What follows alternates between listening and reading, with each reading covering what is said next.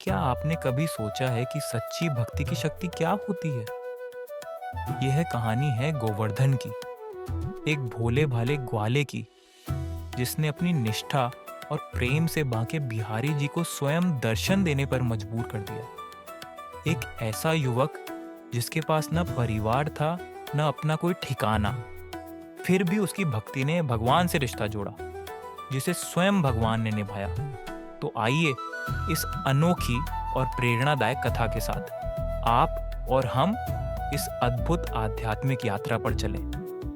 अंत तक जुड़े रहिए और इस कहानी से प्रेरणा लें, कैसे सच्चा प्रेम और भक्ति भगवान से आपके रिश्ते को अनमोल बना सकते हैं। बांके बिहारी लाल की जय। एक ग्वाला था जिसका नाम गोवर्धन था।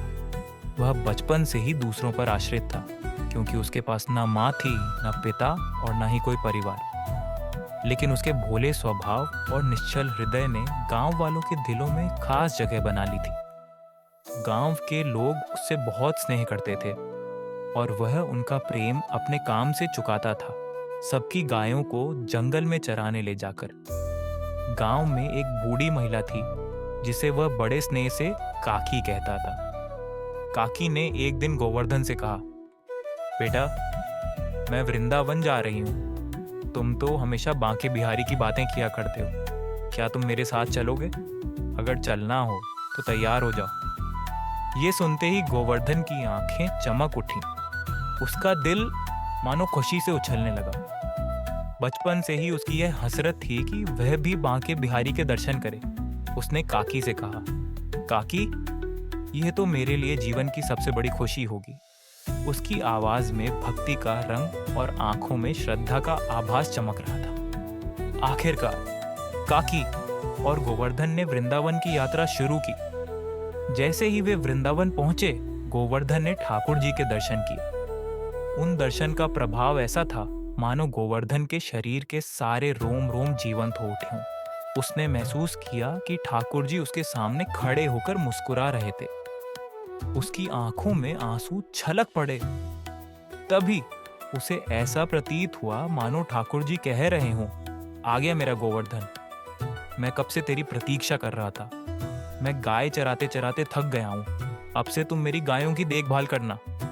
गोवर्धन ने मन ही मन हामी भर दी और तभी गोस्वामी जी ने पर्दा खींच दिया। ध्यान टूटा तो वह खुद को वहीं मंदिर में खड़ा पाया। बाहर जाते वक्त उसने सफाई कर्मचारी को सारी बात बताई। सफाई कर्मचारी पहले तो हंसा, लेकिन गोवर्धन की आंखों में सच्चाई और भक्ति देख उसका दिल पिघल गया। उसने यह बात गोस्वामी जी तक पहुंचाई। गोस्वामी जी ने सुनते ही कहा, भाई, जब बिहारी जी ने कहा है तो कौन इनकार कर सकता है। कल से तुम गायों को चराने जाओ, हम तुम्हारे खाने पीने का पूरा ध्यान रखेंगे। गोवर्धन की भक्ति अब नए आयाम पर पहुंच गई थी। हर सुबह वह गायों को लेकर जंगल जाता। वहां उसकी भक्ति और प्रकृति का संगम ऐसा था मानो धरती और आकाश खुद उसकी भक्ति के साक्षी बन गए हों। एक दिन किसी त्योहार की चहल पहल में सभी गोस्वामी और मंदिर के कर्मचारी इतने व्यस्त हो गए कि सुबह और दोपहर का भोजन जो गोवर्धन के लिए रखा जाता था उसे भिजवाना भूल गए। परंतु बिहारी जी अपने भक्त को कैसे भुला सकते हैं। उनके हृदय में अपने प्रेमी भक्त के लिए करुणा उमड़ पड़ी। उन्होंने तुरंत एक छोटे बालक का रूप धारण किया। बालक की छवि इतनी निराली थी कि जैसे स्वर्ग की आभा ने उसे अपने में समेट लिया हो। अपने पटके में ताजे और सुस्वादु पकवान बांधकर बिहारी जी स्वयं गोवर्धन के लिए भोजन ले जाने निकल पड़े।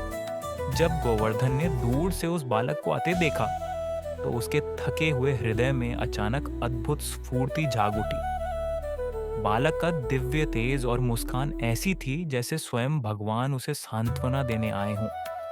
बालक के दर्शन मात्र से गोवर्धन का मन अपार आनंद से भर उठा। तुम कौन हो हे प्यारे बालक?